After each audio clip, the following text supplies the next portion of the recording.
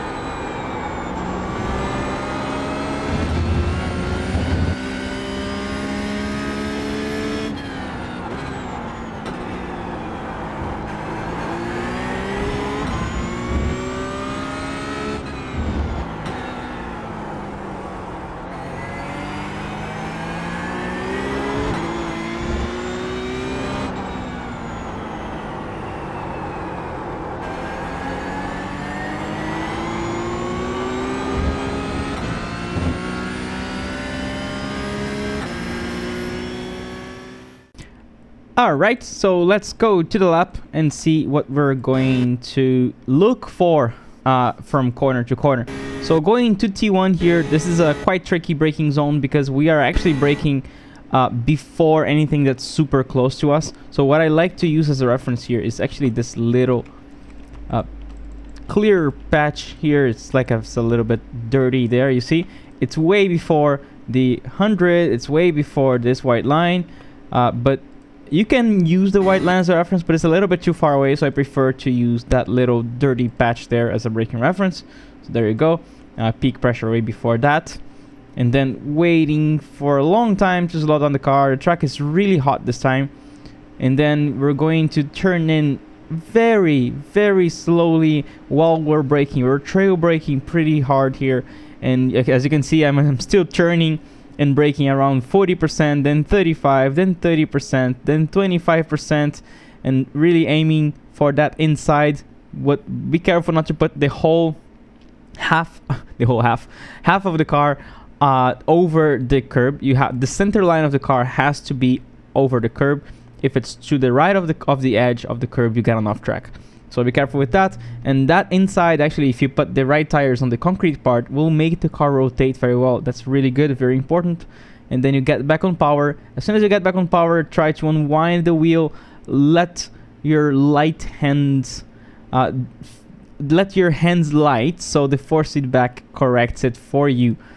And then it's going to keep that rotation. And then it's going, you want to leave the car rotate outwards. You don't want to force it to stay to the inside. You can use a little bit of the green. Just be careful not to use all 4 tires on the green because that gives you an off track. But you have to allow the car to undo the rotation slightly as it flows out to the outside. If you try to stay to the inside too much, you're gonna spin. So careful with that, and then gently come back to the inside. You want to slowly come back to the inside here and be very, very parallel to the white line. We're going to brake somewhere in between the 100 and the beginning of the curve. So if you see here, I'm starting to brake here, but that's not my peak pressure. I'm starting to brake and my peak pressure is around here. So as you can see, that part between the 100 and the beginning of the curve is my braking range, my braking zone, not necessarily a braking spot there. Then we're gonna turn in quite early. Same thing, we're gonna trail brake very, very deep into the corner because it's a very long corner and I want to put my maximum rotation point pretty late because the next corner is gonna make a big difference on that. So as you can see, I'm still braking, still increasing rotation, still increasing rotation, still increasing rotation, still increasing rotation. Okay, now we start accelerating, and if we look here, you can see that I'm trail braking all the way until almost the Marshall post on the inside here. Then we get back on power. We want to stay to the left, stay to the left. Don't let the car track out. Stay to the left, stay to the left, stay to the left. Wow, the exit is here, but you're still not tracking out. Why? Because the next corner really requires that we stay a little bit more to the left than to the right to be able to do this almost flat out. So as you can see, not even on the middle of the track at this point. I'm really wanting to bring the car a little bit more to the left and then changing direction so I can attack that curb on the right and pretty much flat out. You see a little lift here because the car is just overshearing a little bit, so I'm correcting the overshear and then attacking the curb. As soon as the car settles down, flat out, flat out, flat out, flat out. And again, same thing. Don't try to go to the right. Don't try to go away from the green here. You want to let the car run all the way to the green. Otherwise, you're going to have an overshear and spin here, and I actually crash on that little blue wall there. So allow the car to go almost all the way to the green, but let two tires still on the red and white curb to prevent getting an off track. Then we're going to totally use this curb here, as you can see. Really aiming for the half of the curb. The middle of the curb is where we're starting to turn in and almost touching the grass here, you see. And then turning in quite early. We're gonna aim for the center line of the car on the left edge of this curve. So as you can see, let's see how much I do use. Oh, look at that. I am actually missing a little bit because the center line of the car here could go a full tire to the left still without getting an off track. And this is a lot of time. I probably lost, let's say, 0.04, 0.05 here just because I was not using all that curve there on the inside. Then get back on power and be careful not to clip the tire after the green. You want to use the green and no more than that, because if we look down here at this point, let's see if I can make this happen. Here, you can see how the elevation changes a lot from the end of the green to the outside. This is bad for two reasons. One, you got an off track. Two, it's gonna make the car fall to the outside of the curb. You're gonna try to come back because the next corner is to the right and you're gonna spin. So really careful to not use more than that green. And then also, you see, you don't have necessarily the time to go all the way to the left. So don't try to go all the way to the left. This is already enough. I opened up as much as I could here for the next corner. The next corner is pretty long, so we can kind of double apex. We don't have to use all the outside on entry. So I'm already here, trail braking into the next long left right-hander. Waiting. The radius is increasing, so keep churning more, still trail braking, keep churning more, still trail braking.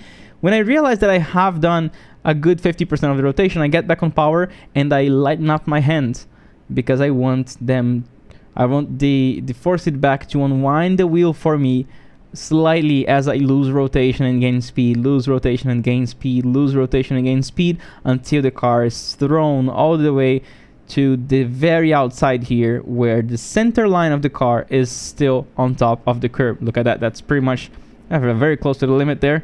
A little bit more than that gives me an off track. Then I go to the outside here. We want to aim to the curb a little bit, start braking before the curb, then we climb on the curb, and then we start turning in with that extra line. As you can see, I could even have used a little bit more here, but that was pretty good. And then again, same thing, we want to turn in, use all the inside, center line of the car still on the curb. Center line of the car still on the curb. That's pretty much the limit there. As you can see, a little bit more than that gives me an off track. And then we're gonna change direction. Same thing, completely ignore this orange curb here because it does nothing to this car. What you really want to worry about is having the center line of the car on top of the curb still. And then we go all the way to the outside here, just barely, actually not touching the grass, because if you do touch the grass here on the outside, you got an off track. So that's pretty much the limit, as you can see. Then we brake and we start turning into the inside. Exactly the same thing. I actually missed this one by a lot here, because I could have the center line of the car on the edge, inside edge of the curb. This is pretty much a rule for almost all corners. So as you can see, track usage on this track is ridiculously important, because you gain time. You gain time if you use more of the inside. These curbs, they give you rotation, so you have to use them more. Then again here, because we have this left-hander and then a right-hander that is already there and it's a little bit longer, we don't want to sacrifice that much. So we don't want to sacrifice this one. Actually, I want to use that exit, and then more or less on the middle of the track, I'm already changing direction. And then I want, again, to really try to use as much as possible of this curb, because these curbs make the car rotate.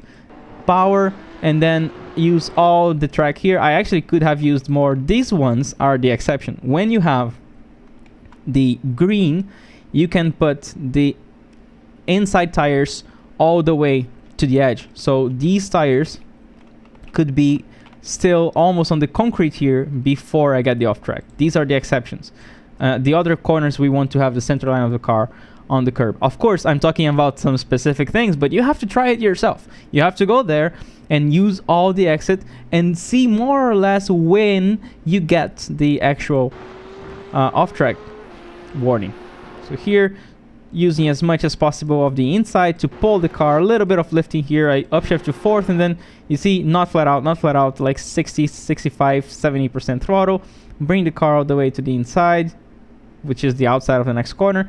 Here there's a trick. It's a little bit dangerous, but it works if you practice it correctly. You can actually use a little bit of the grass before you even rejoin the curb. Look at that. I'm actually using slightly the grass here because I'm already turning in on the very beginning of the curb. So that helps you a tiny bit to set the line, although you have to be careful because you don't want to brake and turn on top of that little grass right before the curb, because you will insta spin. And then here, same thing, you have to use as much as possible of this curb here. I probably could have used a little bit more, because as you can see, I'm on the almost off camber part of the curb instead of being here. You see how this is off camber, but after this part on the concrete, this is cambered, so it pulls the car and makes the car rotate a lot more. You gain a little bit more time. So I probably lost 0.03 here. And then on the outside, exactly the same thing. This time here, you can get away with a little bit of the green because the corner is higher speed and you can just, you know, go straighter after it. You don't have to quickly come back to the inside like the other corner where I mentioned you could not use the green like that. Then you go to the next corner, braking again, similar to the chicane. We're braking towards the curb. Before the curb, we start braking, then we climb on the curb, then we wait. On second gear, we want to turn and use a lot of the inside here, because that part, again, same thing, the concrete part after the curb will pull the car, will make the car rotate more, and it's a lot of grip. And then on the exit here, you want to have the outside tires, actually the inside tires on the curb, because there's a green. Again, there's a pattern there. Then we go to the penultimate corner. We want to do a very patient trail braking power. Allow the car to use all the curb here. I got a moment there because on this exit you have a little bit less grip, and I didn't account that enough, and I actually lost the rear, so I had to do some correction. So lost some time there, but then it was enough to bring the car back to the inside and then change direction. And then again, do a very long trail braking. Wait, more rotation. Okay, power now. And then we do the V-shaped line that this car likes so much. And then on the outside here, exactly the same thing. Just don't put the 4 tires on the green. That allows you to exit without getting too much over shear, because you're not fighting the car trying to rotate it more than it has to. And that is it. This was a 46.777. As you can see, lots of little mistakes here and there. So probably 2 to 3 tenths to find still. But that's a very good lap reference for you guys. I hope you enjoyed this, and I will see you next week. Bye.